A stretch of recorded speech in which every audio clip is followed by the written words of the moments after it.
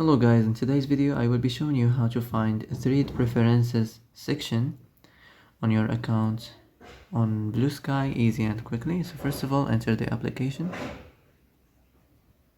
then click on these three lines up here, and then click on the settings, and now here you will find content and media. Then you will find thread preferences, click on it. Now as you see here, you will find this section. You can manage it as you like. The thread preferences, you can manage the sort replies, prioritize your followers, experimental, and that's it.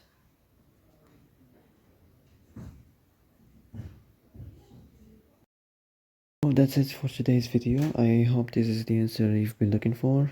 If you like this video, don't forget to like and subscribe. And that's it.